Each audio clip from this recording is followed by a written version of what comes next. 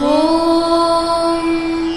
शुक्लाम्बरधरं विष्णुं शशिवर्णं चतुर्भुजं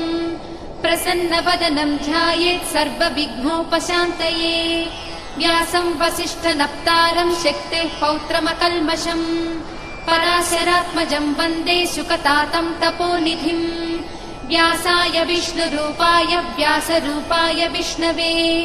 नमो वै ब्रह्मनिधये वासिष्ठाय नमो नमः अविकाराय शुद्धाय नित्याय परमात्मने सदैकरूपरूपाय विष्णवे सर्वजिष्णवे यस्य स्मरणमात्रेण जन्म संसारबन्धनात् विमुच्यते नमस्तस्मै विष्णवे प्रभविष्णवे ॐ नमो विष्णवे प्रभविष्णवे।